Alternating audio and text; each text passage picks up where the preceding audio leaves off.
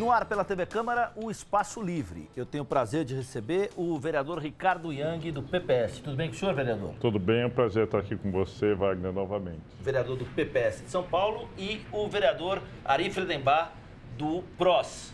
Tudo bem, vereador? Tudo ótimo. É um prazer estar aqui, especialmente para debater um tema tão importante. Um tema arenoso. Extremamente arenoso, espinhoso. Arenoso. O tema de hoje é o conflito entre Israel e Palestina, e o vereador Ari Friedenbach é judeu, esteve em Israel no ano passado. O vereador Ricardo Yang, apesar de muita gente perguntar para ele, não é judeu. Ambos vieram ajudar você, telespectador da TV Câmara, a tentar compreender melhor o que está acontecendo nessa faixa do Oriente Médio. Vereador, o estopim para tudo isso foi a morte de 3 adolescentes israelenses que foram mortos por supostos integrantes do Hamas. Isso abriu brecha para um novo conflito violento e que já gerou 1.750 mortos do lado da Palestina, 66 mortos do lado de Israel e mais de 9.000 feridos. O senhor acha que está havendo um uso desmedido de força? Bom, eu acho que assim, é muito importante, primeira coisa a gente pensar, o que significa esse sequestro dos 3 meninos. Na verdade, assim, foi um sequestro de civis, não militares, portanto, e isso tem uma repercussão muito grande, muito forte em qualquer sociedade, especialmente na sociedade israelense.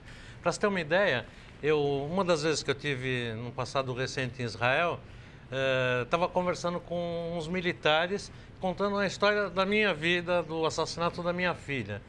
E foi muito interessante porque quando eu contei o que aconteceu, eles não conseguiam entender o que queria dizer um sequestro de civil. Eles ficaram muito chocados com a hipótese de um civil ser sequestrado. Então, para se ter uma ideia do olhar do que isso significa, um sequestro de 3 meninos que foram assassinados, civis não militares, num momento que, em tese, não estava havendo nenhum conflito. Então, isso desencadeou uma reação violenta do Exército de Israel, e é importante a gente dizer que essa ação não é aprovada por 100% da população de Israel ou 100% da população dos judeus no mundo. Mas uma ação que, por outro lado, eu acho também muito importante, sem querer atropelar o nosso debate, mas que eu acho muito importante que se saiba o seguinte: em momentos de não conflito em Israel, o lançamento de mísseis pelo Hamas, especificamente pelo Hamas, contra o Estado de Israel, é uma coisa diária. Então, todos os dias você tem alarmes antiaéreos sendo disparados por conta de ataques do Hamas a Israel, partindo da faixa de Gaza. Vereador Ricardo Yang, eu quero insistir na pergunta para o senhor. O senhor acha que está havendo um uso excessivo e desmedido da força, tomando como base o número de vítimas de lado a lado? Eu acho que toda violência deve ser condenada. Qualquer violência deve ser condenada, principalmente pela ineficácia dos resultados que ela traz, né? E aqui nós também estamos vendo mais uma vez como a violência tem feito retroagir grandes avanços no conflito Israel-Palestina. Agora, eu acho que o telespectador precisa estar atento é que a tendência da mídia, e existe uma guerra poderosa da mídia em torno desse conflito, é não cair no lugar comum. Nem todos os israelenses, como disse o meu colega Ari, grande especialista na questão judaica, nem todos os israelenses e judeus no mundo inteiro estão a favor dessa guerra, nem todos os palestinos são contrários ao Estado de Israel. E a tendência é as pessoas quererem se posicionar a favor ou contra. A coisa não é tão simples. Quando nós estivemos em Israel, estivemos juntos, nós estivemos com a autoridade palestina, e a autoridade palestina nos falou da dificuldade que eles tinham de representar os interesses palestinos como um todo, porque tanto o Hamas como o Fatah tinham muita dificuldade de compor com a LP e a autoridade palestina. Então já há uma grande divisão entre os palestinos em relação à questão palestina. Ao mesmo tempo, nós não podemos nos esquecer que o primeiro-ministro Netanyahu ele é de extrema direita, né? Ligado ao partido de direita Likud e às forças de extrema direita em Israel, que não tem interesse no reconhecimento do Estado palestino. É muito difícil dizer que, de repente, essa guerra tem alguma conveniência para essas forças extremas, seja do Hamas de um lado, seja as forças da extrema-direita de Israel. Vereador, só a posição de Benjamin Netanyahu é uma posição de direita e essa posição de direita, ela se torna inflexível a ponto de inviabilizar um diálogo? De respostas bélicas para aquilo que poderia ser intermediado, por exemplo, pela própria ONU? Acho que como o vereador Ricardo colocou, assim, grandes retrocessos aconteceram por conta desse momento.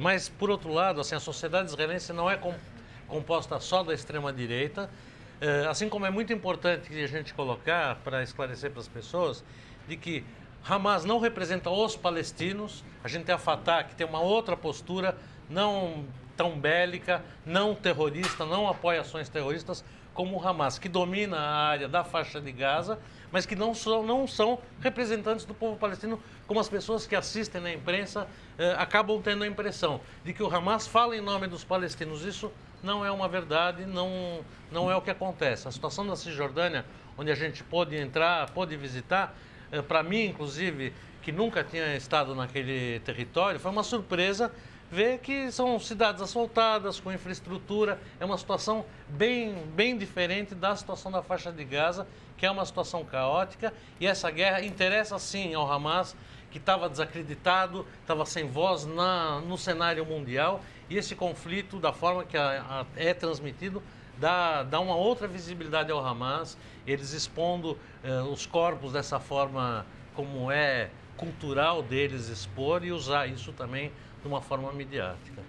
Diga, vereador, eu queria, para voltar, dizer que na imprensa internacional, inclusive em alguns jornais americanos, pipocam israelenses que estão muito preocupados com o caminho desse conflito e que se mostram muito críticos, inclusive, à postura adotada pelo governo de Benjamin Netanyahu. É uma postura difícil, realmente é uma postura difícil, porque é uma postura radical e ele justifica esse radicalismo em função dos túneis e, obviamente, dos disparos seguidos dos mísseis do Hamas. Mas nós sabemos que ele está usando o discurso da guerra para protelar um acordo de paz que estava próximo. Por volta do início do ano, só faltava o Hamas para concordar com as novas condições de paz e de reconhecimento do Estado palestino. Claro que havia uma discussão se o Estado palestino deveria ter exército, não deveria, quais eram as condições de controle internacional sobre esse território, mas, enfim, isto avançava. Com o episódio trágico do sequestro dos meninos, houve um recrudescimento das posições de não reconhecimento por parte do Estado palestino e a guerra, me parece, isso é muito controverso, está servindo para isso. Mas nós não podemos nos esquecer, e o vereador Ari e eu vimos isso, né, pessoalmente, de que os mísseis que o Hamas usa contra Israel são mísseis relativamente amadores perto do poder de fogo de Israel. Então, é verdade que o Hamas lança esses mísseis são letais. É possível que 1, 2, 3 pessoas possam ser atingidas por esses mísseis. Leva-se também em consideração que hoje Israel é todinha coberta por abrigos antibomba. Então, a probabilidade desses mísseis causarem muitas fatalidades é pequena. Por um outro lado, o poder de fogo de Israel é muito desproporcional. Então, eu acho que o primeiro-ministro de Israel não precisa de toda essa demonstração de poder para expor os seus próprios pontos de vista. Eu acredito que ele está levando a população de Israel e a população judaica do mundo inteiro ao posicionamento radical, que Israel seguidamente e a população judaica do mundo inteiro tem se recusado. Os judeus várias vezes já se posicionaram e em Israel eles são quase que a maioria a favor do Estado palestino. Então nós temos que tomar muito cuidado com as generalizações. O Estado palestino reconhecido pela ONU. Reconhecido pela ONU. Então nós temos que tomar muito cuidado com as generalizações. É reconhecido pela ONU e o Hamas se recusa a reconhecer. Sim. Também é um fato. É verdade. Assim, uma das grandes dificuldades na negociação de paz é que o Hamas se recusa a aceitar a existência do Estado de Israel, que também foi reconhecido pela ONU um pouco antes, em 1948. Agora, em função do Estado de Israel ter uma importância tão grande como tem no mundo, ter produzido grandes lideranças no mundo inteiro, ter vários prêmios nobres, não só do Estado de Israel, mas da comunidade judaica em torno do mundo inteiro, eu acredito que toda a guerra que envolve Israel acaba prejudicando demais o povo judeu. Demais o povo judeu. Porque fica sempre parecendo que é uma relação do mais forte com o mais fraco. Quando, na verdade, as questões que estão ligadas aqui são muito mais complexas do que isso.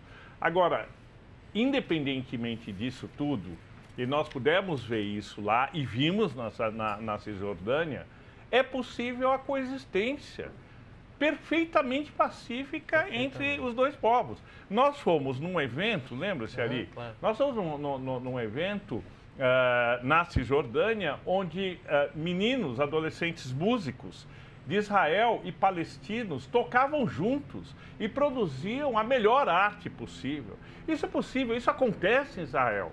Então, não é como a imprensa nos tenta mostrar uma radicalização de ambos os lados. Não, é radicalização de facções palestinas e facções israelenses que não estão interessados na paz.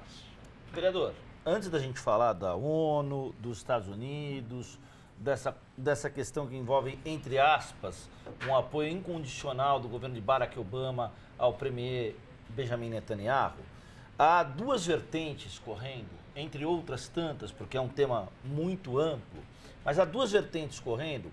Uma delas sugere, como ponto de partida para se entender melhor essa questão, que o Hamas é um grupo terrorista que usa mulheres, que usa crianças, que tem feito ações de terrorismo com essa questão que envolve não reconhecer o Estado de Israel. Essa é a primeira. Na segunda, um uso desmedido da força de Israel em relação à própria Palestina, com o mote de que não está atrás do povo da Palestina, está atrás dos líderes do Hamas. Enquanto o discurso ou a toada desse discurso for tão binária, não fica difícil se aproximar para algo que resulte num consenso? Eu acho que é muito difícil, assim como eu acho muito importante, só um pequeno parênteses aí, assim, a questão da violência do conflito não pode se comparar, como se vê assim amplamente na imprensa, de que morreram tantas mil pessoas do lado palestino e qual é o número em Israel? 1.750 do lado da Palestina, 66. 66. Não é o fato de Israel ter um bom sistema de defesa que o torne culpado pelo conflito. Assim, está tendo poucas mortes em Israel porque Israel tem um sistema de defesa de mísseis extremamente sofisticado que impede que esses mísseis caiam, porque os disparos hoje, atualmente, nos dias de hoje, têm sido de dezenas por dia contra Israel também. Eles não atingem porque tem um sistema de defesa. Mas essas escolas com representantes da ONU que têm sido atingidas? Então aí, do lado palestino, o que acontece? Aí eu também questiono, eu não defendo de forma nenhuma crianças sendo mortas, civis sendo mortos de qualquer um dos lados.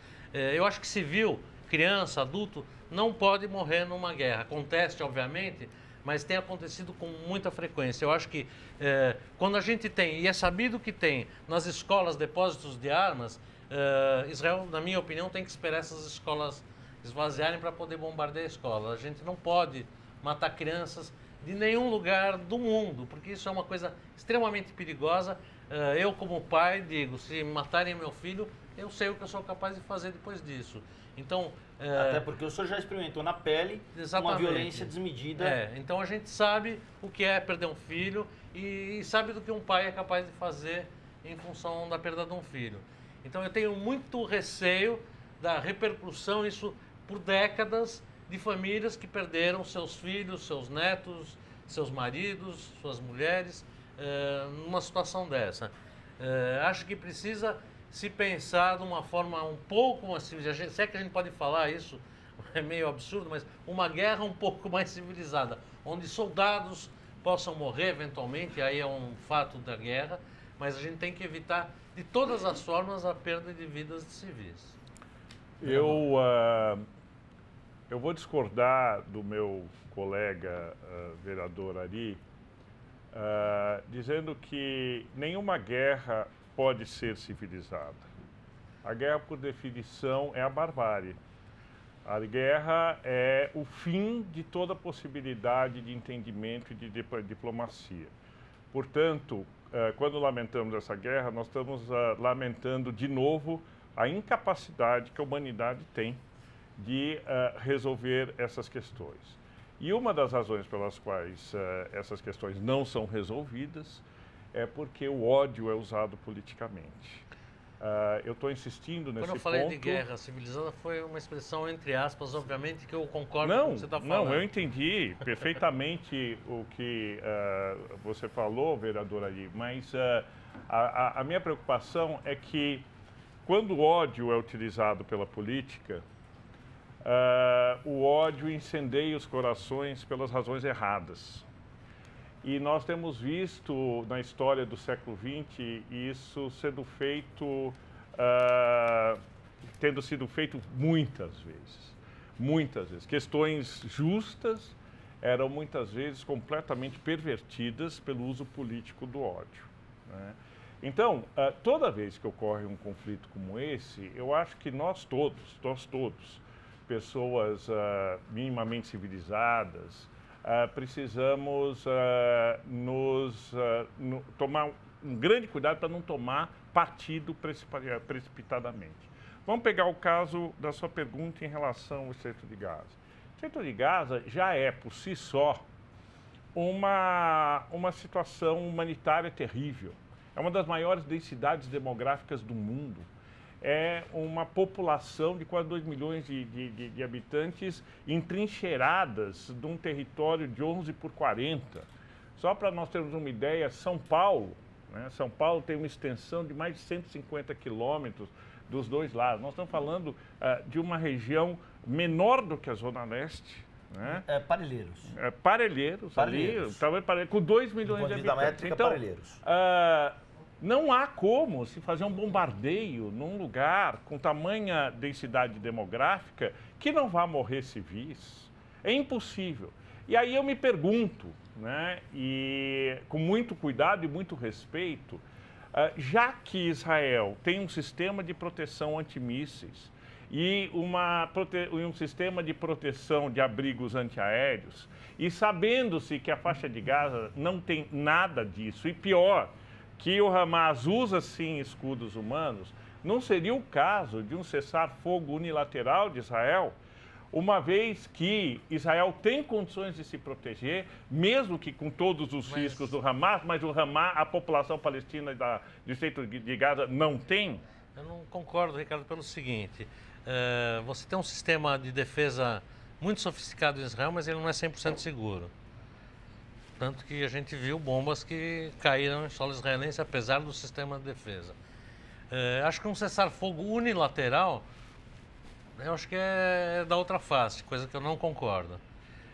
Acho que assim, tem que haver sim um esforço internacional para que haja um cessar-fogo bilateral, uma vez de que também tem que cessar o fornecimento de armas para o Hamas, é fundamental, porque eles usam isso de uma forma desmedida também. Agora, eu acho que a gente tem que pensar num esforço internacional realmente de colocar isso... Mas eu pergunto, vereador, mais equilibrada. Hoje Israel está apanhando, entre aspas, da opinião pública mundial. Um cessar-fogo unilateral não colocaria o Hamas no centro das atenções, e todas as atrocidades que o Hamas está fazendo não viria à tona, e na guerra de mídia, né, na disputa pela opinião pública, Israel não teria melhores condições de fazer o seu ponto? Excelente a pergunta. Eu só queria complementar no seguinte sentido. Há, inclusive, professores, correntes universitárias que estudam a questão, que têm apontado o seguinte: isola-se o Hamas, essa disputa cria uma percepção pela qual ou se favorece ou se prejudica de vez a imagem do Hamas. É bom lembrar que o Hamas é um braço político, né? Em contrapartida, ainda na linha do que disse o vereador Ricardo Yang, também não se recrudesce uma questão da cultura do ódio que levou, por exemplo, à questão do antissemitismo, vereador? O senhor não enxerga esse risco? A questão do antissemitismo é uma coisa bem mais ampla e antiga, né? Assim, é uma coisa que vem ao longo de toda a história, né? Eu acho que talvez, assim, fosse uma tentativa válida. Estou aqui refletindo, obviamente, no que você está falando, Ricardo, e você, Wagner. Acho que, assim, é que eu tenho muito receio, porque eu vivi, há muitos anos atrás, eu vivi em Israel. Quando a gente vivencia a coisa de disparo de alarme, que você tem que correr, larga tudo que você está fazendo, só a tensão dessa constante e os disparos de alarmes em Israel são dezenas de vezes por dia, é uma coisa muito tensa, muito perigosa. Por outro lado, eu acho que talvez fosse uma tentativa de um caminho realmente mais civilizado de fazer um cessar-fogo unilateral. Plausível. Agora, tem a questão dos túneis, que o Nathaniel fala que só vai parar a hora que acabar com todos os túneis, que são dezenas. Isso eu sei há décadas da existência desses túneis, não é uma descoberta de ontem. Isso daqui sempre existiu para contrabando de armas, contrabando até de alimentos, pela dificuldade que existe nas fronteiras, ataques terroristas. Então, essa questão dos túneis é uma questão muito grave, antiga e grave. Existia entre o Egito e a faixa de Gaza centenas de túneis que também foram fechados. O Hamas hoje, e a imprensa não divulga, não tem apoio do Líbano, não tem apoio da Arábia Saudita, não tem apoio da Jordânia, não tem apoio do Egito. Quer dizer, vários países da comunidade árabe também não estão apoiando o Hamas com o que vem acontecendo. Então, o que precisa, na verdade, eu acho que é um trabalho político de isolamento do Hamas e talvez um cessar-fogo unilateral fosse uma alternativa mais viável. Realmente. O senhor citou, vereador, que o uso político da guerra foi algo marcante no século passado e na história da humanidade. A gente tem desde a Revolução Francesa em 1789 até a Guerra do Peloponeso no século V a.C., como bons exemplos de uso político da guerra. Qual é a imagem de Israel que vai emergir para o mundo quando houver um cessar-fogo depois desse conflito em que soam impressões de que as forças são desiguais? O problema do uso político da guerra tem a ver com essa ideia de soberania, que cabe cada vez menos num mundo globalizado no século XXI. A afirmação da soberania, morrer pela pátria, aliás, como está no nosso hino nacional, é um conceito que diferencia o outro ser humano porque mora do outro lado da fronteira ou porque tem uma outra religião. Esses conceitos, né, foram sendo superados pela convivência humana pós Segunda Guerra Mundial, a Declaração Universal dos Direitos do Homem, a consciência de que hoje nós somos um planeta só, nós somos uma humanidade vivendo diversas situações dificílimas, inclusive em relação à questão do meio ambiente, que não escolhe quem é palestino, quem é judeu, quem é católico, enfim. Então, nós precisamos superar uma visão obsoleta, né, de que as religiões nos dividem, as fronteiras nos dividem. Tanto isso é verdade que lá em Israel, o lugar que nós melhor sentimos harmonia foi exatamente na Cisjordânia, onde havia absoluta convivência entre os judeus e os palestinos.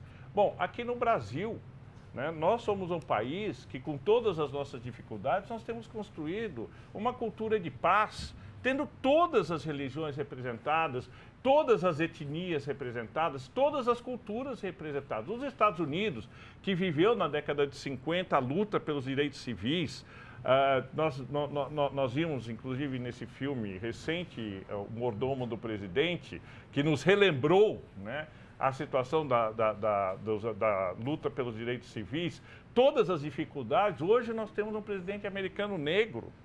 Então, nós precisamos superar esses conceitos ancestrais perigosos. E daí é que a política alimenta o ódio.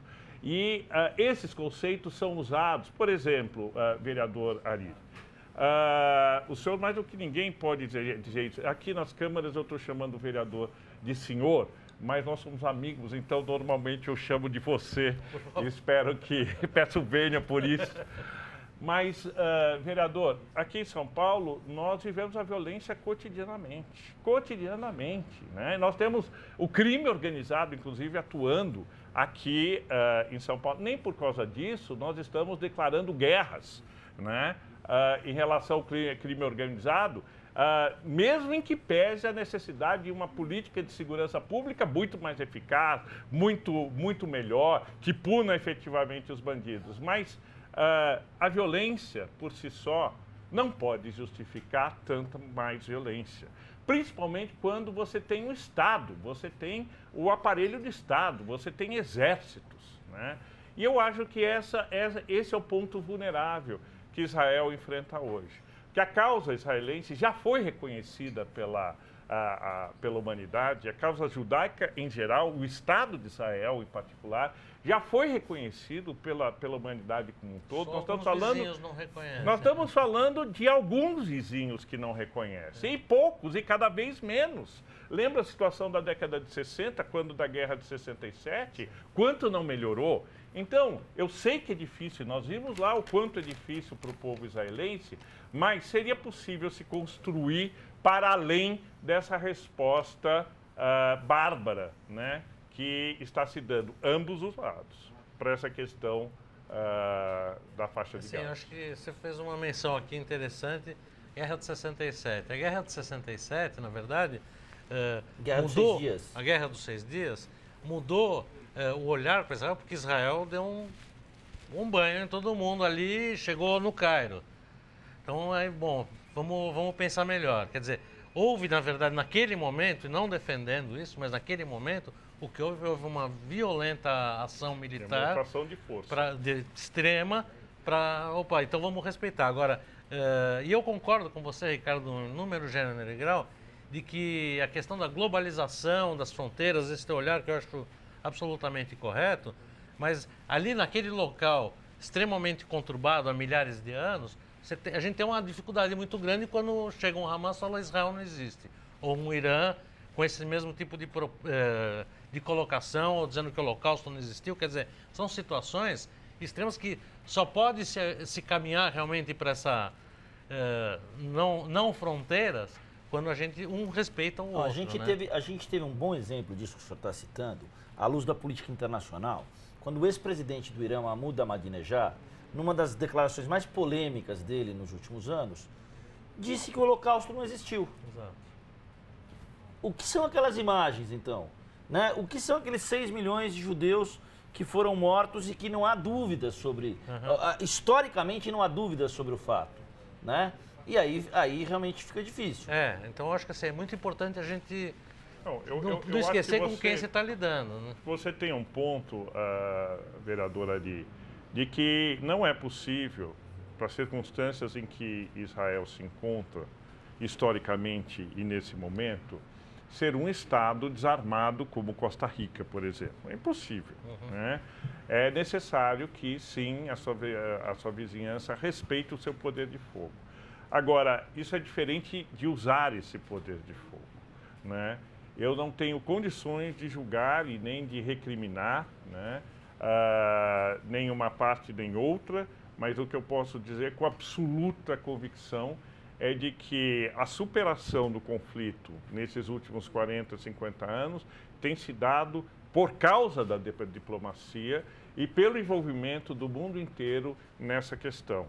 Então, é de se acreditar que a melhor solução para esse conflito seja expor mundialmente o quanto as técnicas terroristas do Hamas acabam levando essa situação de desespero, mas de nenhuma forma responder com esse poder de fogo que Israel tem para uma guerra territorial muito mais ampla, quer dizer. Então, em outras palavras, eu quero dizer que por mais difícil que seja a situação do Hamas, Hamas é uma pulguinha para Israel, comparado com as ameaças históricas que Israel já teve. Portanto, deve ter um tratamento de pulga e não como se fosse um inimigo real. O primeiro-ministro usa o Hamas como se fosse uma coalizão do Irã, do Iraque, etc., contra da Jihad Islâmica. Da Jihad Islâmica, e não é verdade. Nós sabemos que não é verdade. Então, essa guerra está servindo às teses da extrema-direita israelense, que é contra o reconhecimento do Estado palestino, infelizmente. E quando o Benjamin Netanyahu ganhou as eleições, eu lembro que nós conversamos sobre isso, havia esse risco. O risco de uma postura mais sectária? Não, é a extrema-direita realmente atuando, isso é inegável. Eles são de extrema-direita e foram eleitos com essa plataforma de mão de ferro. A resposta está aí e foram eleitos por uma maioria, né? Quer dizer, ainda que tem muita gente que é contra esse tipo de ação, ele foi eleito pela maioria, então isso significa alguma coisa. Né? E agora, para a gente caminhar já para o encerramento do programa, eu queria que vocês discutissem um pouco. Pois não, vereador? Desculpa, Wagner. É verdade, ele foi eleito por uma maioria. Mas eu lembro quando nós estivemos em Israel, nós tivemos uma verdadeira aula sobre política israelense com um cientista político da Universidade de Jerusalém, e ele mostrou o quanto a maioria está por um triz. Porque, na verdade, nenhum partido israelense tem a maioria e as maiorias precisam ser compostas, né? E essa composição pode fazer que, de um momento para outro, você perca 1, 2%. Né? É um parlamentarismo que pode o governo cair a qualquer momento. E vira completamente a política governamental. E a ONU? Eu queria trazer aqui para o debate o papel da ONU nisso tudo, né? Uma hora a ONU... as resoluções técnicas que a ONU tem tomado são resoluções técnicas aprovadas, de modo geral, pelo Ocidente. Fala-se muito em sanção, inclusive a gente viu o episódio aí da Ucrânia, né, dos separatistas que derrubaram um avião lá na Ucrânia. A gente vê aí um endurecimento na relação com o Putin. Em relação a Israel, o que a ONU pode fazer? Bom, por favor, vereador Ali. Bom, na verdade, eu questiono muito o papel da ONU, a forma que as coisas são conduzidas dentro da ONU. Nem todos somos todos iguais, mas uns são mais iguais do que os outros dentro da ONU.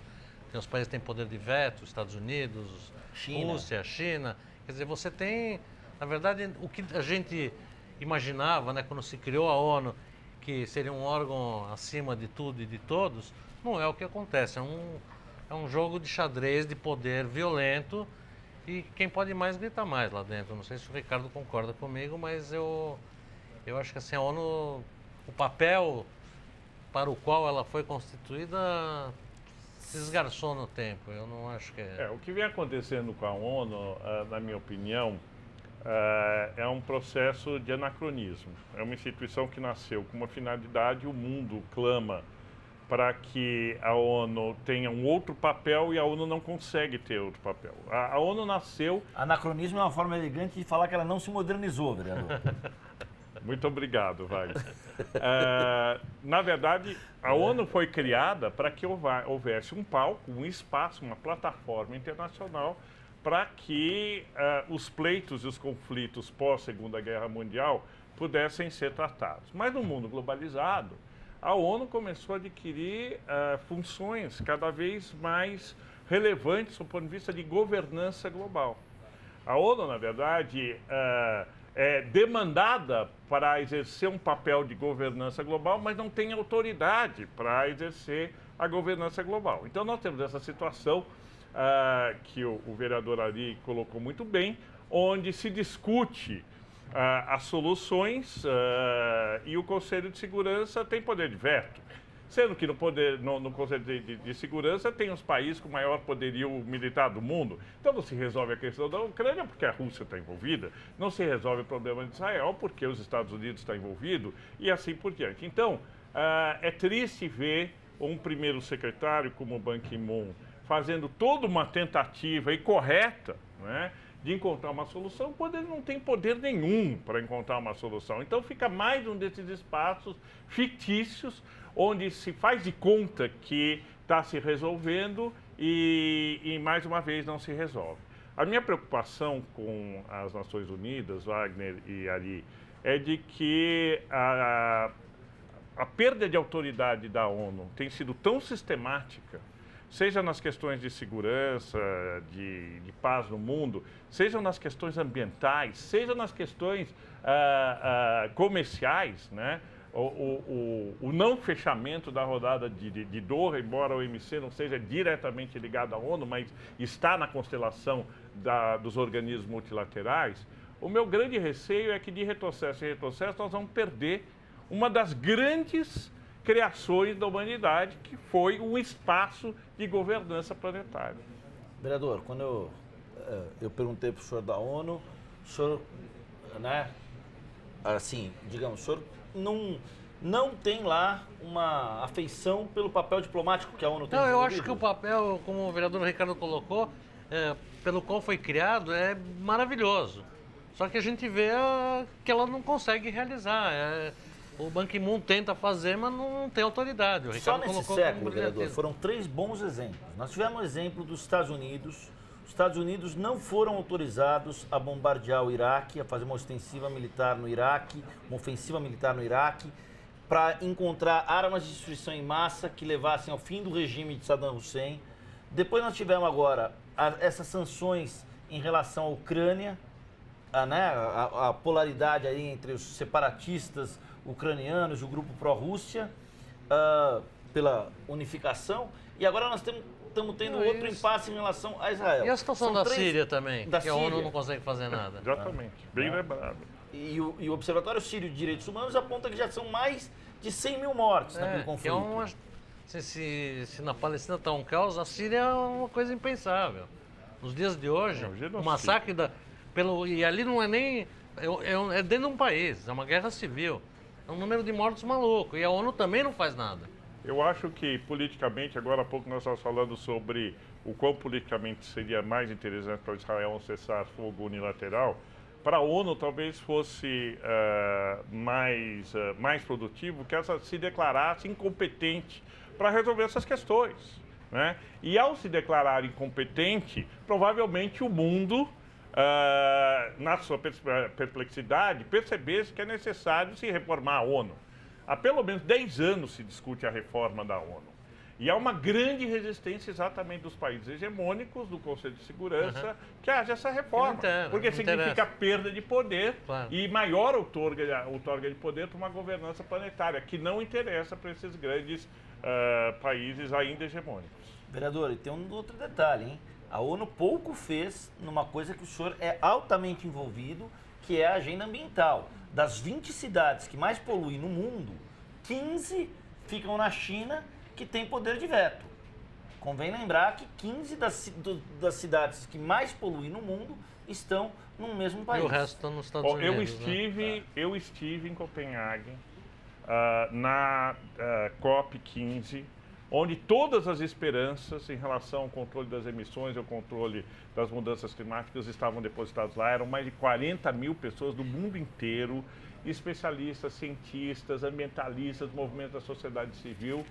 E na nossa frente nós vimos a ONU fracassar, e daí todas as outras convenções de clima subsequentes, porque não tiveram coragem de peitar os interesses chineses e americanos naquela convenção. E acabou, quer dizer, o mundo inteiro se manifestando, mas o regime de governança e poder de veto da ONU impede que ela esteja à altura daquilo que o mundo precisa. Legal. Vereador Ari Friedenbach, obrigado pelo bate-papo, pelas explicações, pela visão que o senhor colocou em relação a esse conflito entre Israel e Palestina. A gente torce para que o caminho do diálogo e da flexibilização se torne um caminho possível no horizonte. Eu também, e assim, eu queria deixar uma mensagem muito importante. Como a gente falou aqui hoje, o Brasil é um exemplo de convivência entre povos, nações, religiões, culturas. fundamental é que não se importe o conflito. Assim, nós temos que preservar a característica do Brasil de um país de ótima convivência entre todas as nações, culturas Laico. e religiões, laico. Isso tem que ser preservado a qualquer custo. A gente precisa tomar muito cuidado com a importação do conflito. Isso é lá, não tem a ver com a excelente convivência de árabes e judeus aqui no Brasil, que é histórica. É um exemplo para o mundo, o Brasil, e a gente tem que preservar isso com muito cuidado. Vereador Ricardo Yang, mais uma vez, muito obrigado pelo bate-papo, pelas Muito explicações.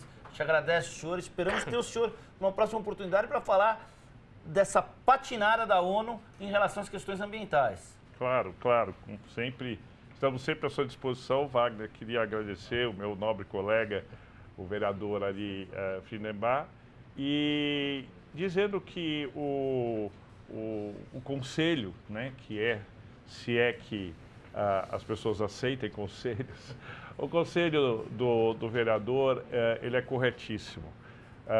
Não podemos tomar esse conflito pelo valor de face. Tem muitas pessoas interessadas em radicalizar esse conflito e a imprensa não é uma imprensa isenta.